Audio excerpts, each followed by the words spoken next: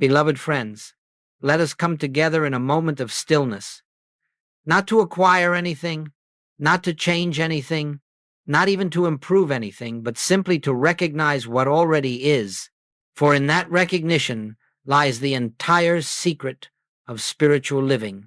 The world in which we appear to live is one of constant motion, thoughts racing, conditions shifting, fears arising, hopes fading, bodies changing, relationships forming and dissolving. And in all of this movement, we often ask, why does life seem so turbulent?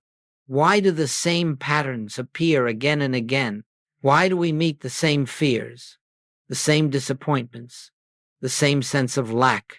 The answer is not found in the events of our lives, nor in the people around us, nor in the circumstances that confront us. The answer is far more fundamental. It is this: all human suffering arises from one root, the belief that we are separate from the source of our being. This belief is subtle. It is rarely spoken. It may not even be consciously held, but it shapes every thought, every action, every feeling. It leads us to imagine that God is somewhere outside of us, that good is something to be pursued, that love must be earned, that supply must be secured, that safety must be defended. As long as we accept this belief in separation, even unconsciously, life becomes a continuous attempt to bridge a gap that does not exist. We strive, we pray for, we seek after, we fight for, we fear losing, all because we imagine ourselves to be apart from the very infinity that constitutes our life. Now let us pause and feel the truth. There is no separation between you and the divine presence. There never has been. There never can be. The tragedies of life, the conflicts, the frustrations, the repeated patterns, these are not punishments. They are not evidence of divine absence. They are the natural byproducts of living from a false premise. And no matter how sincerely we strive to mend the effects, nothing truly changes until we withdraw belief from that false premise. You see, the spiritual life does not begin with effort. It begins with recognition. Recognition of what? Recognition that the presence we call God is not distant, not apart, not outside. The presence is the very life that animates us, the very mind that thinks through us, the very soul that expresses as us. When this recognition dawns, even if only for a moment, something shifts in the deepest chamber of consciousness. Fear loosens its grip. The frantic search subsides. The burden of self-responsibility begins to melt away, for we begin to know, perhaps for the first time, that we are not alone in this universe. We are not isolated beings. We are not struggling creatures separated from our good. We are expressions of the infinite, living within the infinite, supported by the infinite. This is the foundation of our entire journey together. The only suffering in this world is the suffering born of forgetting our oneness with God. And the only healing is the simple remembrance of that truth. Let us hold this gently, as one would hold a delicate flower. Do not rush to understand. Do not force the mind to grasp it. Simply rest in the awareness that deep within you, beneath thought, beneath emotion, beneath fear, lies a presence that has never been touched by separation and never will be. This is the beginning. This is the doorway. This is the first step into a life lived from truth rather than illusion. Let us continue in this atmosphere of quiet awareness, for the truth we are approaching is not grasped by the intellect. It is felt, it is realized, it is recognized in the stillness of the heart. We have spoken of the belief in separation, that unconscious conviction that we stand apart from God, apart from our good, apart from the harmony of the universe. Now, I would have you see how deeply this belief governs the entire human experience. When a person believes himself to be a creature separate from his source, he immediately enters into a world of fear. Not because fear is inherent in life, but because fear is inherent in the illusion of being an isolated self. Every step becomes an attempt to secure safety. Every desire becomes an attempt to find fulfillment. Every prayer becomes a plea to something believed to be elsewhere. In this state of consciousness, life becomes a continual journey of seeking, striving, defending, achieving, and reacting. Not because these activities are necessary in truth, but because they seem necessary when the premise is false. Let us look gently, honestly. If you believe good exists outside of you, you will chase it endlessly. If you believe love is something another person can give or withhold, you will cling to it fearfully. If you believe supply is something the world can grant or take away, you will labor anxiously without rest. If you believe health is a condition of the body, you will fight disease as if it were a power, exhausting yourself in the struggle. If you believe peace is found in circumstances, you will rearrange the world only to discover it cannot remain arranged. This entire structure of human life, the seeking, the striving, the fearing, the defending, is built on a single foundation, the belief that you are separate from your own source. Now hear this with the deepest listening of the soul. It is not the experiences of life that trouble you. It is the belief through which you interpret them. It is the premise from which you live. For the human mind sees through separation, thinks through separation, and interprets through separation. And so it draws conclusions that are never true. I am alone. I must protect myself. I must secure my good. I must earn love. I must pray hard to reach God. I must fear what threatens my existence. But the truth is simple. You are not alone. You have never been alone. Your good has never been separate from your being. Your peace has never depended on outer conditions. You do not need to reach God. You only need to recognize God where God has always been within. The world of appearances cannot convince you of this, for it is built on its own illusion. But in the quietness of contemplation, you begin to sense something deeper than appearance, something that whispers, all that I am seeking, I already am. All that I fear losing was never mine to lose.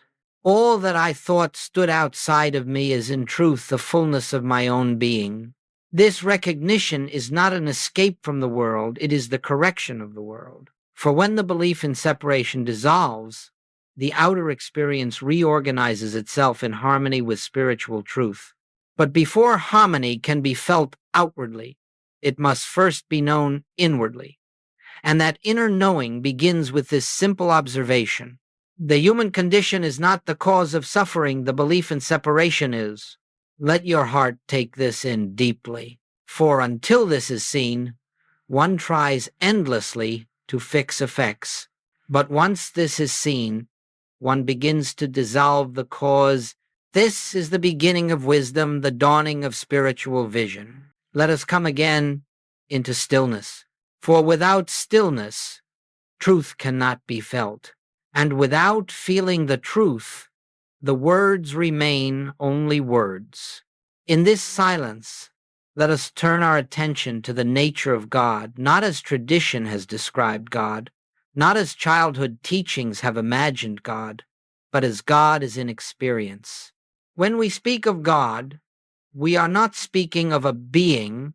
We are not speaking of a power among other powers. We are not speaking of something remote, distant, or separate. God is not a deity to be reached. God is not a person to be persuaded. God is not a force to be used or invoked. God is presence infinite, indivisible, ever present. God is life, the very life that animates your being at this instant. God is love, not emotion, but the underlying nature of existence. God is spirit without boundary, without form, without opposite. When you hear the words one presence, permit yourself to feel what that means. There is no other presence. There is nothing outside of God, nothing apart from God, nothing that can oppose God. When you hear one power, know that it means there is no second power. No power of evil, no power of disease, no power of lack, no power of fear. Only one power expressing eternally in infinite form and infinite variety. The human mind, living under separation, imagines two powers, good and evil, health and disease, life and death, abundance and lack, safety and danger. But these opposites exist only in the realm of mental interpretation. They do not exist in the realm of spirit. Spirit knows nothing of opposition. Spirit is a seamless unity of being. Now, listen gently. If God is truly one, then God cannot be both presence and absence, both love and wrath, both giver and withholder. God must be, in every moment, the fullness of its own nature. Just as the sun cannot shine and withhold light at the same time, the presence cannot express itself as good and as evil simultaneously. It remains itself always. Our experience of God appears to fluctuate, not because God changes, but because our awareness shifts. We drift into separation consciousness, and suddenly God feels distant. We return to oneness consciousness, and suddenly God is everywhere. But in truth, God has never moved. So let us rest in this. God is the life of your life, the breath of your breath, the consciousness by which you are conscious. God is the very ground of your being. This is why the mystics have always spoken of God as nearer than breathing, closer than hands and feet, not because it is poetry, but because it is literal spiritual fact. You cannot be separate from that which is your own essence. You cannot be distant from the very life that sustains you. You cannot be apart from the one presence that fills all space, including the space you call yourself. When this realization dawns, even faintly, something shifts. Fear begins to dissolve, for fear depends upon the belief in another power. Anxiety begins to quiet, for anxiety depends upon the belief in distance. Loneliness begins to fade, for loneliness depends upon the belief in separation.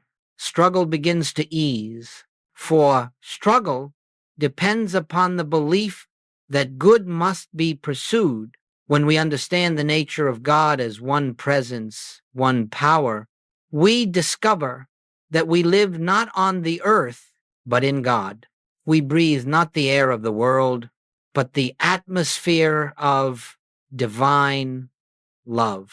We exist not as fragile beings, but as expressions of the infinite. Let this truth settle into you. Not quickly, not intellectually. Let it take root in the silent places of the soul. For as we come to know God aright, we begin to know ourselves aright, and as we know ourselves aright, the illusion of separation begins to dissolve naturally, quietly, gently. It is not effort, it is recognition. It is awakening to what has always been so. Now, let us turn inward once again and contemplate the nature of you, not the you the world sees, not the personality, the name, the history, the body, or the mind, but the true self that exists beneath all appearances. For if God is one presence and one power, indivisible and infinite, then the question naturally arises, what are you? What is your place within this infinite one? Let us enter gently into this inquiry. for it is the heart of spiritual realization. The human sense of identity says, I am a separate being. I have my own life, my own mind, my own strength, my own fears, my own limitations.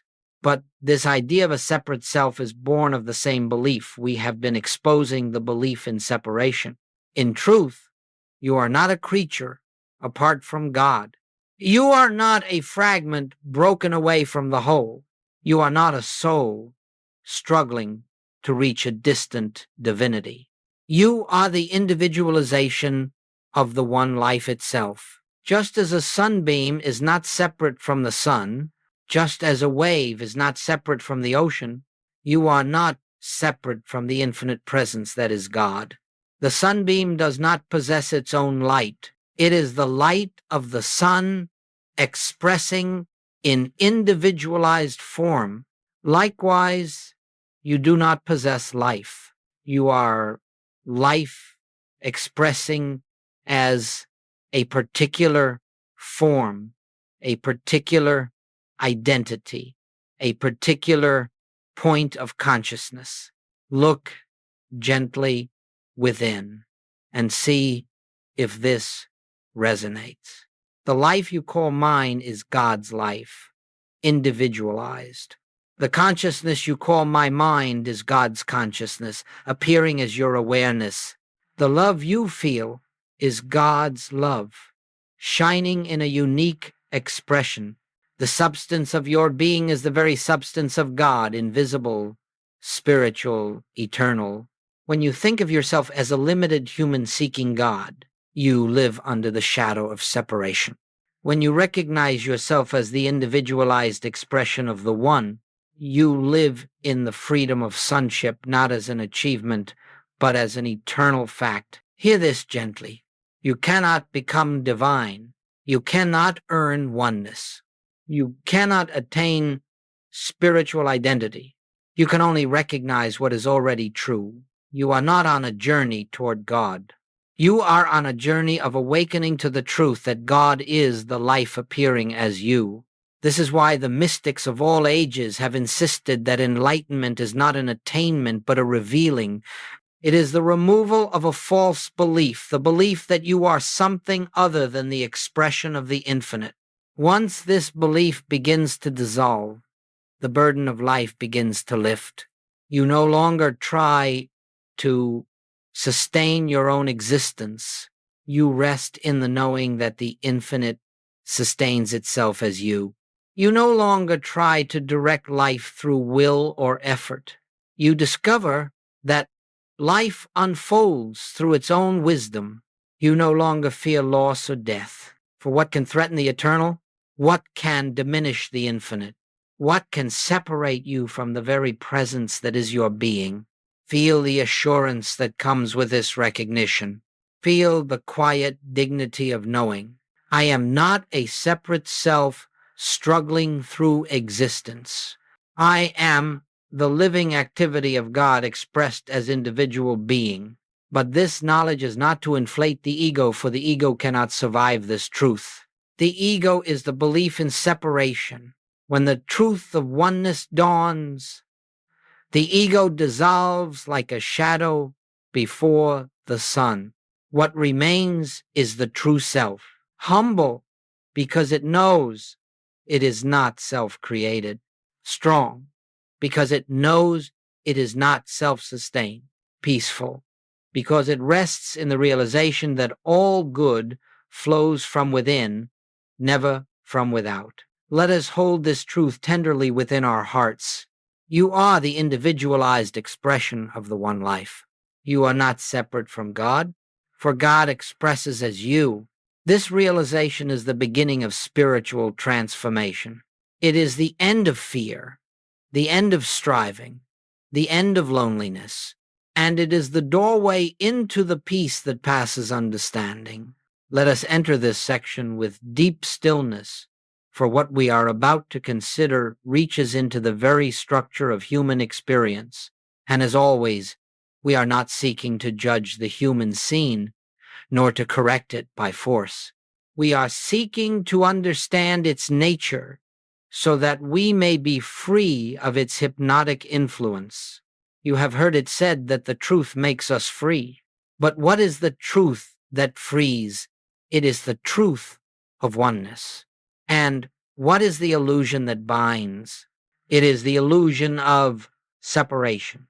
Now, let us see clearly how this illusion operates.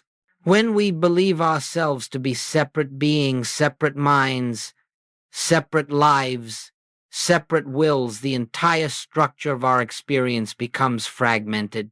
It cannot hold together in harmony, for its foundation is not truth, but misconception. Consider this gently.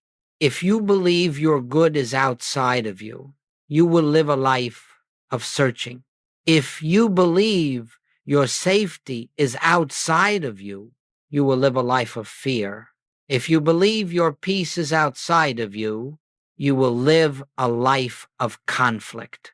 If you believe your supply is outside of you, you will live a life of lack. If you believe your health is outside of you, you will live a life of vulnerability. If you believe your joy is outside of you, you will live a life of disappointment. None of these experiences are punishments. They are simply the inevitable outcome of living from a false premise. You see, the human picture does not break down because life is inherently difficult. It breaks down because consciousness is operating through the lens of separation, and whatever we see through that lens appears fractured. When you believe you are separate, then another person seems capable of threatening you. When you believe you are separate, then the world seems capable of withholding good from you. When you believe you are separate, then the body seems capable of betraying you. When you believe you are separate, then circumstances seem capable of overpowering you.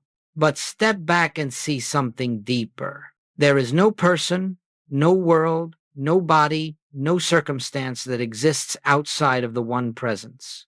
Everything you encounter is an appearance within the one infinite consciousness, the same consciousness that is expressing as you. So what appears as crisis is often nothing more than the crumbling of a structure that was never built on truth.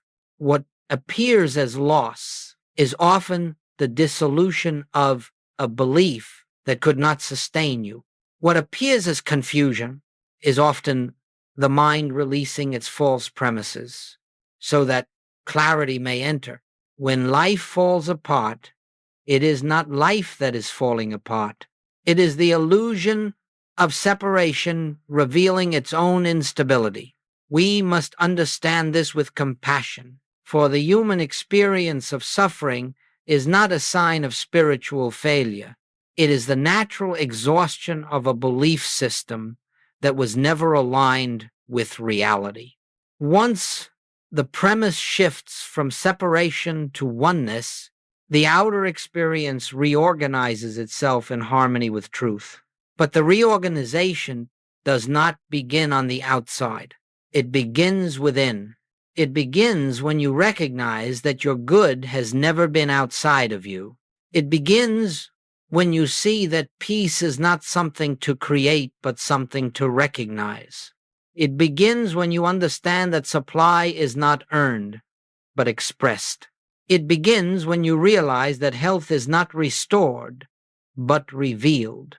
It begins when you accept that love is not acquired, but is the very nature of your being. Life breaks down only when consciousness is attempting to live from a premise that is not aligned with reality, and life harmonizes the moment consciousness returns to its source. This is why the spiritual path is not a journey of fixing, but of awakening, not a journey of acquiring, but of recognizing, not a journey of becoming, but of remembering that you and the infinite are one, remembering that the presence has never left you, remembering that the one life is living you, breathing you, expressing as you. Let this remembrance soften your heart. Let it dissolve the fear that something is wrong with your life. Let it ease the pressure to manage every detail, to control every outcome. You are not here to sustain life. Life sustains you. You are not here to create your own good. Good flows from the infinite within. You are not here to fight conditions. Conditions change in response to the consciousness that beholds them. The problems of life do not arise because life is harsh. They arise because we have mistaken ourselves for something we are not, and in that mistaken identity, everything becomes fragile. But in the recognition of our true identity, everything becomes whole. Let us settle again into silence, for this section requires a receptive mind and a quiet heart. We are now approaching a pivotal turning point in the spiritual life, the moment when we consciously withdraw power from the appearances of the world. And until this is understood, spiritual progress cannot be sustained. What is an appearance? It is anything that seems to possess power apart from God. It is anything that seems capable of harming, disturbing, influencing, or controlling your life. It is anything that presents itself as having authority over your peace, health, supply, safety, or joy. But hear this gently. No appearance has power. It draws its entire seeming strength from one source: your belief in it. The moment belief is withdrawn, the moment the appearance is seen as appearance and not as power, the illusion collapses. Not because you fought it, not because you resisted it, not because you prayed it away, but because you stopped contributing belief to its existence. The world, as the human mind perceives it, is a world of appearances, good appearances, bad appearances, pleasant appearances, fearful appearances, but all alike are appearances. Not one of them has substance or power of its own. Listen carefully. Once you see that God is one presence, one power, you must also recognize that any second power, whether it appears as illness, conflict, lack, accident, injustice, or fear, cannot be real. It can appear real. It can feel real. It can seem real to the senses, but it has no divine authority. No spiritual law sustains it. No reality lies behind it. It exists only as a hypnotic suggestion in the human mind. The shift, therefore, is not about changing the appearance. It is about withdrawing belief from it. You may look at the appearance and say gently, "I see you. I acknowledge the form you've taken, but I do not accept you as power. I do not accept you as law. I do not accept you as reality. Only God is power. Only God is presence. Only God is law. And God is here." Then rest, not in denial, not in affirmation, but in recognition. This is the beginning of healing. This is the beginning of freedom. This is the beginning of the dissolving of fear. Some ask, how do I withdraw belief? And the answer is simply by recognizing the one presence. The moment you recognize the infinite as the only life, the appearance automatically loses its borrowed strength. You do not have to push it away. You do not have to change it. You do not have to fix it. You do not have to improve it. You withdraw belief by seeing that only one power is functioning and nothing else has any foundation in reality. Let us take examples gently. If you face illness, the shift is from "this has power over me" to "God alone is the life of my being. Nothing else has authority." If you face lack, the shift is from "something outside must supply me" to "all supply is the infinite expressing as fulfillment." If you face conflict, the shift is from "this person or situation threatens my peace" to "peace is an inner activity of God, No external form can intrude upon it. If you face fear, the shift is from fear is a real force to fear is the absence of recognition. God alone is. Every spiritual breakthrough, every healing, every moment of grace arises from one simple movement, withdrawing power from the appearance and recognizing God as the only presence. This is why Jesus could look upon storms, disease, opposition, even death, and remain unmoved, not because he denied the appearance, but because he did not grant it power. Joel taught this repeatedly. You cannot fight appearances. You cannot wrestle them into submission. The moment you resist them, you affirm their reality. But the moment you see them as shadows, as mental impressions without spiritual substance, you stand in the light of truth. This shift does not come through effort. It comes through awareness. It comes when you are still enough to feel that the presence within is the only reality. It comes when you are quiet enough to sense that nothing outside has ever determined your life. It comes when you are humble enough to stop trying to make God fix the world and instead recognize that God is the only world in which you truly live. Now the question arises, what happens to the appearance once belief is withdrawn? Sometimes it dissolves immediately, sometimes gradually, sometimes it remains, but loses its sting. Sometimes the form changes, and sometimes your perception changes. But the outcome is not your concern. Your concern is simply the recognition of truth.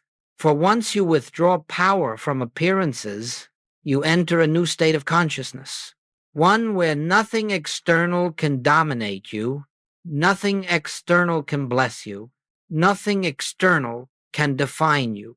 You begin to live from the inside out. You begin to walk through the world as one who knows the secret. Only God is. This is the great shift. This is the entrance into spiritual adulthood. This is the foundation for all deeper realization.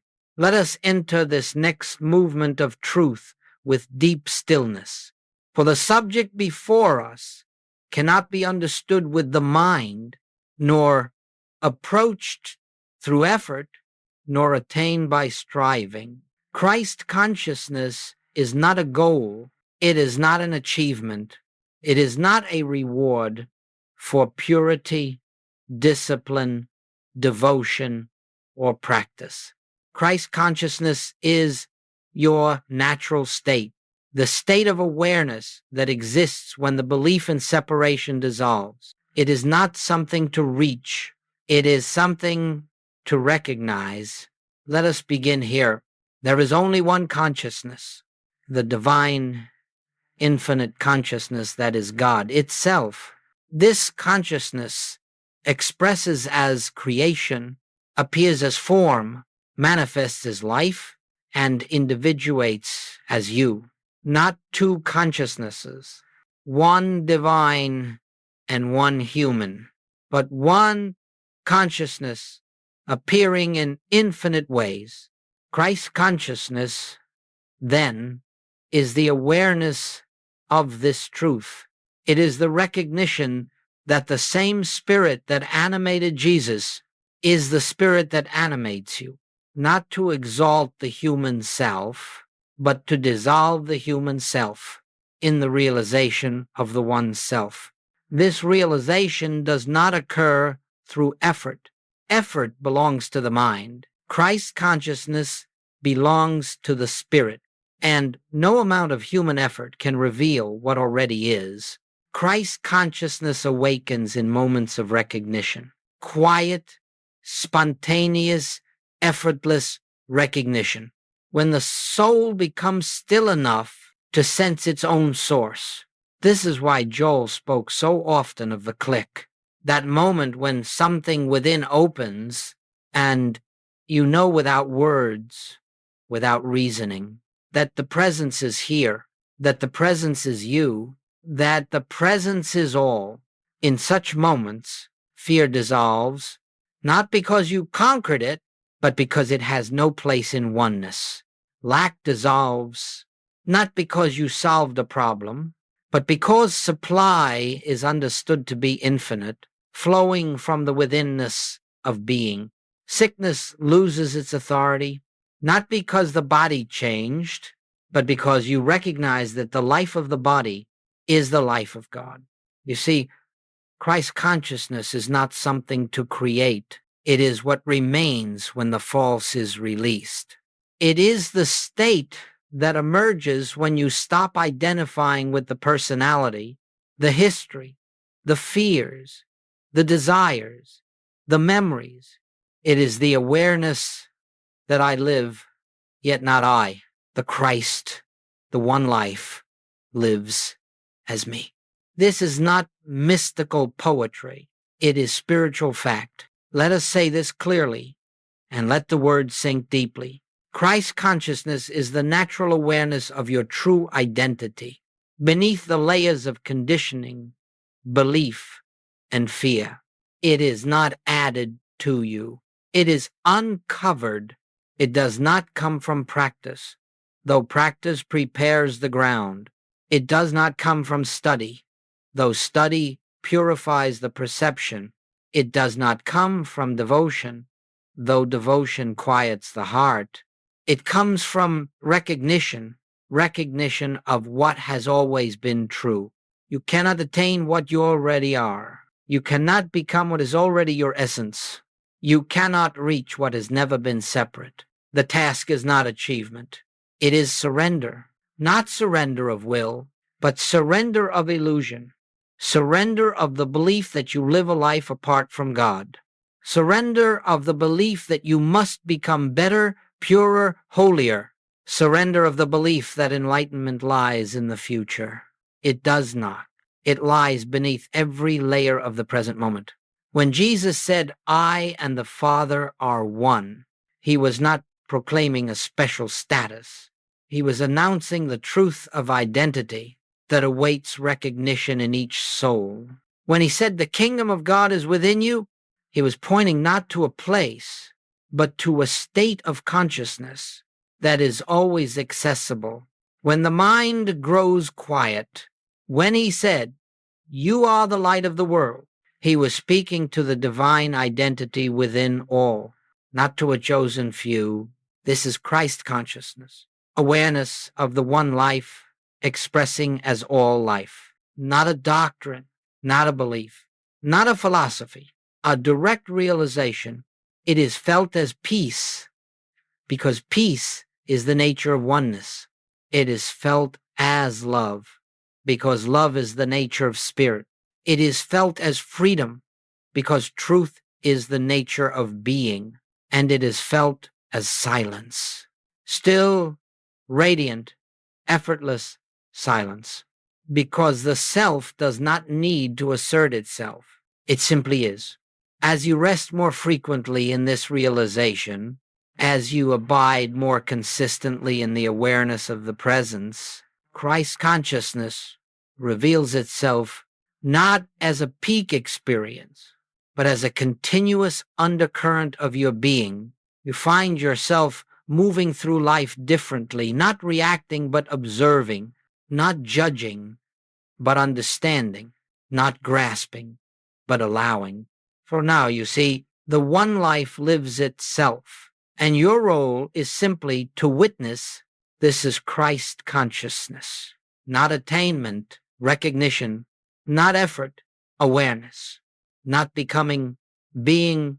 As we enter this next unfolding of truth, let us rest deeply in the awareness that nothing we are about to explore is something we must produce or achieve. The fruits of realization do not come through effort. They appear naturally, quietly, as the outcome of awakened consciousness. Just as a tree does not strain to bear fruit, you do not strain to express the qualities of spirit. When the root is in the infinite, the fruit expresses effortlessly. So let us gently behold the fruits of Christ consciousness, not as goals to pursue, but as the natural radiance of a life lived from oneness. 1. The first fruit, peace that does not depend on conditions. When consciousness awakens to the presence within, peace arises not as a temporary state, not as relief from trouble, but as a steady undercurrent that persists regardless of appearances. This peace does not come because problems disappear. It comes because problems are no longer empowered. You begin to sense that you are held in something vaster than circumstance, that your life is rooted in a presence that cannot be shaken, cannot be threatened, cannot be diminished. In this peace, you find yourself no longer reacting to the world. The world continues to move, but its movements no longer dictate your inner state. You may walk through noise, yet remain inwardly silent. You may encounter conflict, yet remain inwardly still. You may face uncertainty, yet remain inwardly anchored. This is the peace Jesus spoke of when he said, "My peace I give unto you, not as the world gives." It is the peace of one who knows that only God is. The second fruit, healing as the revelation of wholeness. When you recognize that God is the only life, the only presence, the only power, then the appearance of illness is seen for what it is, a shadow without substance, a belief without foundation. Healing occurs not because we change the body, but because we withdraw belief from the appearance. Joel taught that healing is never a matter of manipulating matter. It is always a matter of realizing truth. And what is the truth? That the life of the body is the life of God, and that life cannot be sick, cannot be broken, cannot be diminished. When this is seen, the body begins to conform to the consciousness beholding it. Sometimes the condition dissolves. Sometimes the form changes. Sometimes the body remains the same, but the fear surrounding it vanishes. And that is healing too. Healing is not always the disappearance of the appearance. Healing is the disappearance of fear, for fear is the only illness, and separation is the only cause. When the illusion of separation fades, wholeness reveals itself effortlessly. 3. The third fruit, effortless right action. As consciousness awakens, you discover that your life begins to unfold in harmony, without planning, without forcing, without strategizing. Right action arises naturally because you are no longer living from the personal mind, but from the infinite mind. This mind does not guess. It knows. It does not push. It moves. It does not calculate. It flows. You may find that you simply know what to do without thinking, that the right opportunities appear without seeking, that the correct decisions are made without struggle. You are guided not through voices, not through visions, but through inner quietness. You are moved not through pressure, not through urgency, but through gentle intuition. It feels as though life is happening through you, not by you. This is what Joel called living by grace. Grace is the activity of God, unobstructed by fear, desire, or personal will. When you are in harmony with grace, your actions become effortless because they are no longer yours. The infinite lives its own life as you. 4. The fourth fruit, love that needs nothing in return. Christ consciousness reveals a love that is not sentimental, not emotional, not dependent on behavior or circumstance. It is love that sees the divinity in all, even when the human personality obscures it.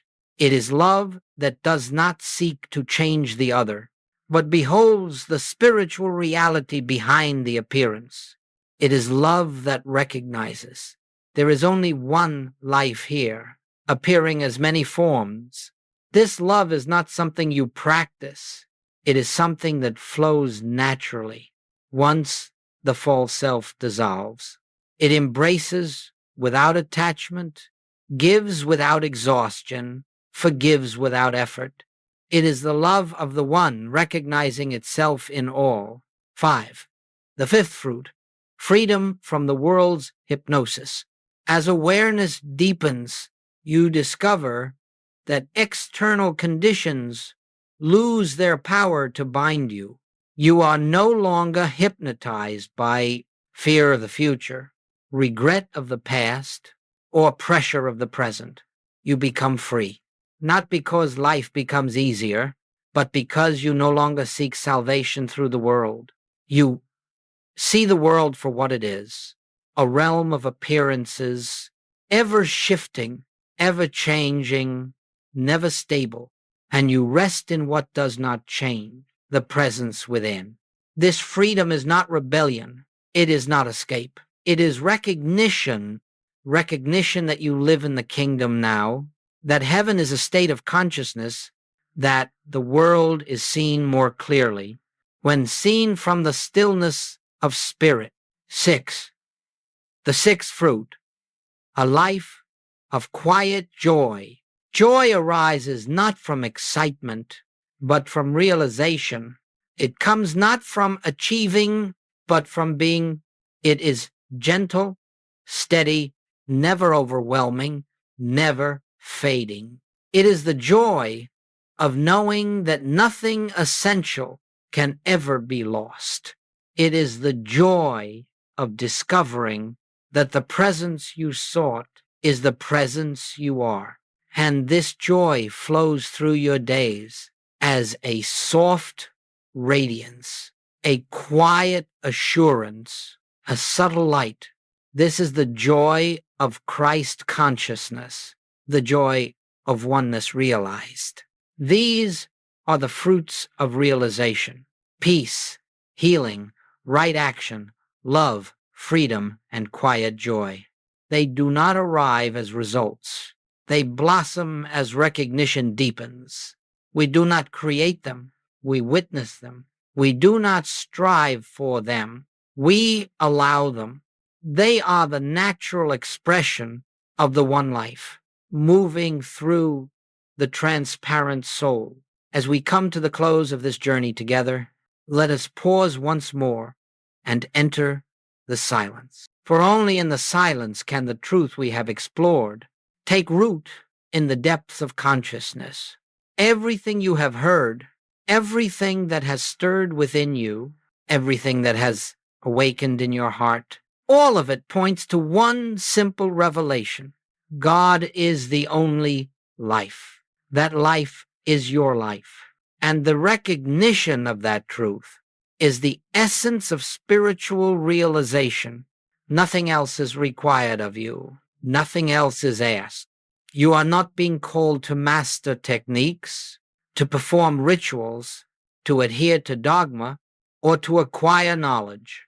You are being called to remember that the presence you have sought is the presence that animates your being, to remember that the love you have longed for is the love that constitutes your nature, to remember that the peace you desire is the peace that arises when you rest in truth. This path is not a path of attainment.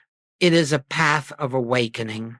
It is the gradual, gentle dissolving of the belief in separation, the belief that life is outside of you, the belief that supply comes from the world, the belief that health is fragile, the belief that safety is uncertain, the belief that love is conditional, the belief that you are alone. These beliefs fall away, not because you fight them, but because you see through them. And what takes their place? A quiet knowing: I live in God, and God lives as me. This knowing becomes the foundation of your days. It becomes the atmosphere in which you walk. It becomes the silence beneath your thoughts, the peace beneath your activity, the love beneath your relationships. It becomes your way of being. There will still be appearances. There will still be challenges. There will still be moments when the old consciousness seeks to return. But now, the appearance has no power. The challenge has no authority. The old consciousness has no reality. Only God is. Let these words become a doorway through which you enter the life that is already yours. A life in which peace is natural because your peace is God's peace. A life in which healing is natural because your wholeness is God's wholeness. A life in which right action is natural because your wisdom is God's wisdom. A life in which love is natural because your nature is God's nature.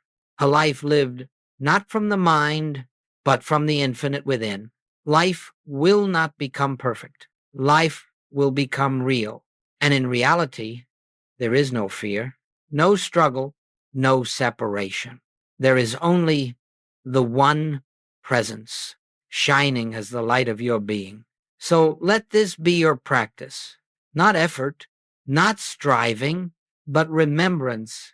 Each time fear arises, remember, there is only one power. Each time conflict appears, remember, there is only one presence.